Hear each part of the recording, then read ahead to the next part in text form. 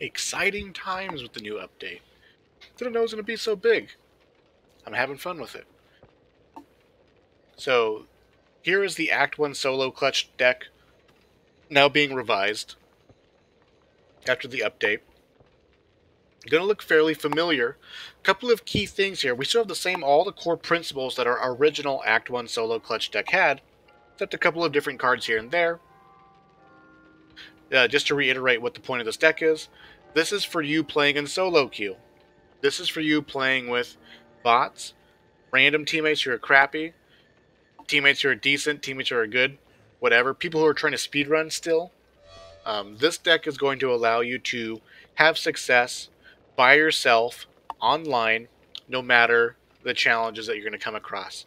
It's going to take some skill and some practice and some good movement and things like that, but we have the ability to play with our team, speed clutch if we need to, as well as play from behind if we have teammates who want to speedrun and they're going to leave us alone. Right?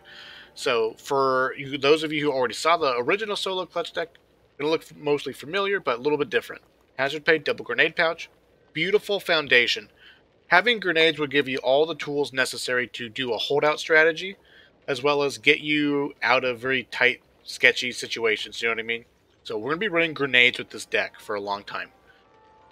Cross trainers, superior cardio, and fleet of foot because we're preparing for the crossing. I've been liking cross trainers now before fleet of foot just for the extra survivability and the so much utility here.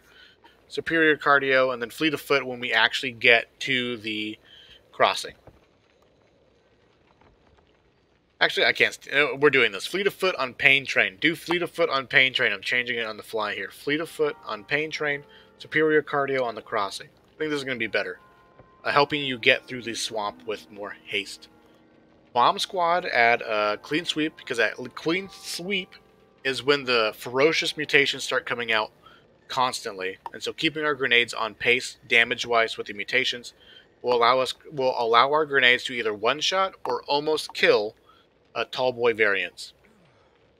Here is where we start getting a little bit interesting. Cold brew coffee, and this is an entirely new use speed card.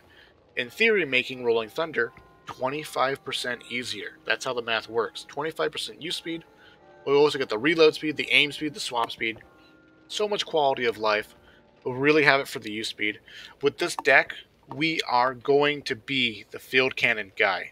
Do not let anyone tell you otherwise. Even if they say that they have all of the use speed cards, don't believe them. You have all the use speed cards. You're the field cannon guy. Fire in the Hole. This is a card that I've really come to love for solo clutching and things like that. But we pick up Fire in the Hole on the Barroom Blitz, specifically because there's so many Molotovs.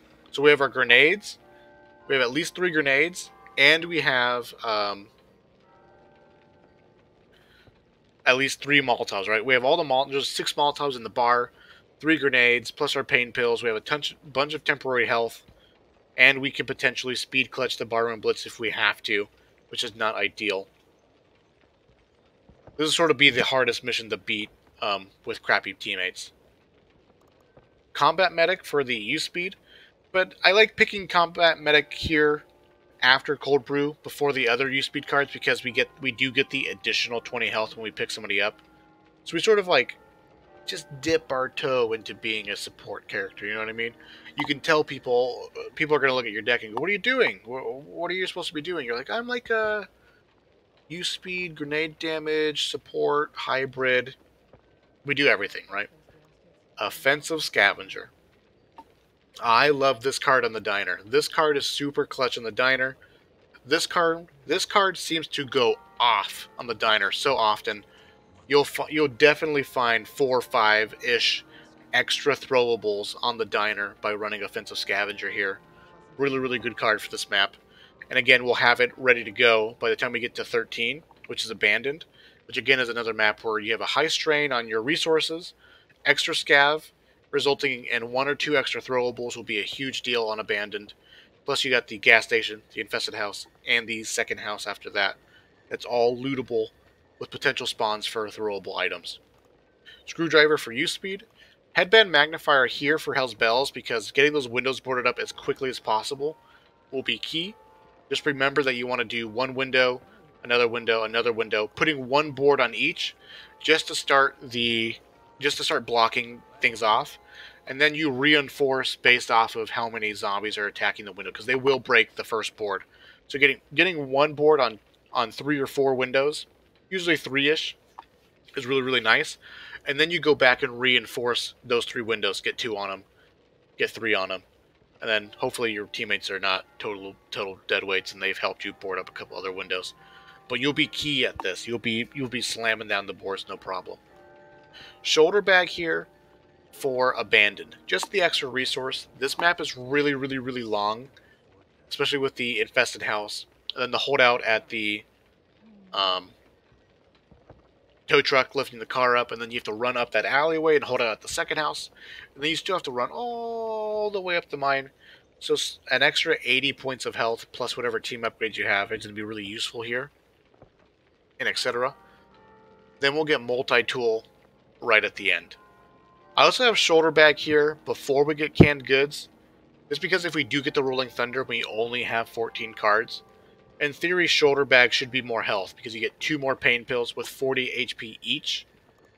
Canned goods is just a flat 40, so if we die and get wiped, then we get the canned goods anyways. If you watched, I have a video on how you can solo clutch Rolling Thunder with bots on online mode, shooting all 7 shells with flashbangs. So here when you get the Rolling Thunder, I would recommend that you run flashbangs, and then hopefully your teammates are throwing grenades and pipe bombs as necessary and doing their own thing, right? And keeping them off of you. But yeah, so here you go. There's some little changes here. Cold brew coffee. We're actually cutting out getting an extra grenade pouch and basically putting in cold brew coffee. Hopefully your teammates are not dead weights. Nightmare mode is easier now, so we're skipping the grenade pouch and just getting more versatility with the cold brew coffee. Because just getting the field cannon done as quickly as possible is key. Sometimes you can just get away without using any flashbangs. So this is a solo clutch deck for Act 1. Hope you guys like it. Let me know in the comments if you've had success with this deck or not. Appreciate it, and I'll see you guys in the future.